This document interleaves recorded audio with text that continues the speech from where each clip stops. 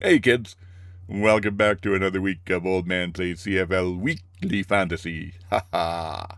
Gonna do something a little different this week. As regular listeners slash viewers would know, last week was a tough one. Technology let me down. A truck rumbled by and took out an overhead line carrying the fiber optics for the internet at the old homestead here. I had to do everything on mobile. Strangely enough, when I went from about a 15-minute version of this to a 5-minute one, a lot more people were interested. So I'm going to try that now. I'm going to pare it down. I'm going to skip the section where I walk you through me picking the team and just tell you what my thoughts were and what team I ended up with. Last week, I went 132.1 points.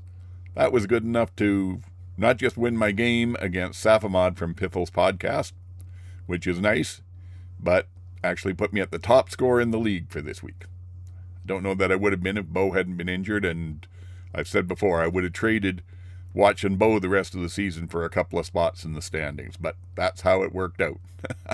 So I'll take the win. I think I won by 50 points, 60 points, something like that. It was nice and comfortable. This week I get Shots from the Hip podcast. They haven't done as well this year, which probably means that I will get blown out. But we're hoping for the best. Here's what I'm going to do with my team. So first of all, starting with quarterbacks.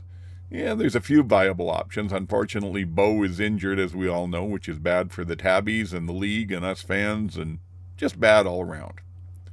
Nathan would be an option, but he's on bye this week. So that basically kind of leaves us Trevor, Alexander out of Montreal, Kelly from Toronto, and after last week, probably VA.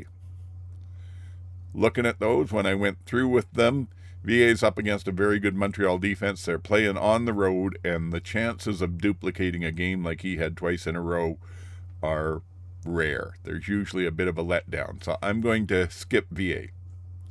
Trevor, well, that might be a good choice because Hamilton's starting Fordoligala, so I don't see their offense on the field a lot.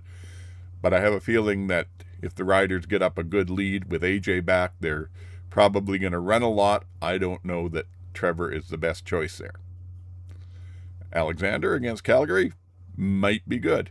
He's got some chances there. They did let Toronto score a lot of points last week. But overall, as much as I hate to do it, I think I'm going with Kelly again this week. He has just been consistently putting up numbers. And yeah, he'll throw some interceptions. But he was the second highest quarterback last week behind VA, and he's been right up there in the scoring all year. So that's what I'm doing. And took a look at how the receivers for the various teams had done in the games against these teams last year, earlier in the year, things like that, and found that there's been a bit of a consistent pattern for three people.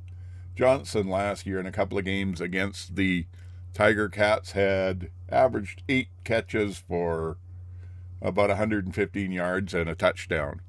Sneed for Montreal against Calgary, he averaged about 8 catches, probably 105 yards, no touchdowns, but still pretty good. And then the last one was Coxie in Toronto against Winnipeg. He averaged 8.5 catches and 166 yards and 2 touchdowns. So I wanted to get those three receivers and Kelly at the first. And then I hate not taking Rankin because even when he didn't have a good running game last week, he put up 100 yards receiving and I think it was like 21 points or something, which is fairly close to what you need for a 15K player. But unfortunately, those 5 put me over the cap, and I still would have needed another running back as well and as a defense. So I moved Rankin to the flex, took Sneed out. Then I thought, well, running backs, a couple of cheap ones. Saskatchewan will be running the ball a lot against Hamilton if they get a lead, so I went with Conley and Bertrand Hudon. And then I thought, again, that Saskatchewan defense against Fordoligala, probably a good choice. And that all fit. So I thought I was laughing. And then the Riders announced that AJ was back. So, well, Conley's not such a good idea, and Bertrand Hudon will probably still get some points, but not so much. So I juggled a little bit more. I moved Rankin to one of the running back spots out of the flex where I had him. I went with Daniel Adamboye out of Ottawa at the other running back. And that left me with 3.7K to work with. So I went looking to see, is there anybody I can put in the flex that's got a reasonable chance of getting at least a few points? You know, at that price, if they can get 5-6 points, they're basically paying their way. And it turned out that Cephas, starting for Edmonton, was in at that price range. So that was pretty much it. I went driven by past performances last year and just kind of a gut feel. So just a recap. That's where I'm at this week. There are other options out there who are good, and you may want to choose some of them. But for me, it's the Saskatchewan Roughriders defense, Kelly from Toronto as my quarterback and captain, Rankin out of Edmonton, and Adam Maboy out of Ottawa for my running backs, Johnson from Saskatchewan, and Coxey from Toronto as my receivers, and in my flex, Cephas out of Edmonton. So that's it. That's the team for this week. Them's my picks. As always, use them at your peril. I am back up to 2-3, and as I said, won the league this week, and I'm sitting number 4 in league scoring, although I'm still 10th in standings because I've only got 2-3 as my record. A good win this week. Hopefully that changes and I keep climbing. So we'll see. That's about it.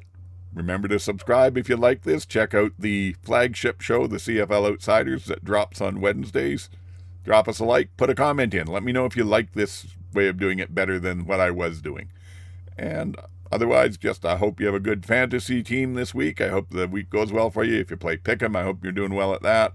And once again, I hope we all get a great weekend of CFL action. A couple of games might be a little iffy, but we'll have to see. Till next week, Oldman signing off.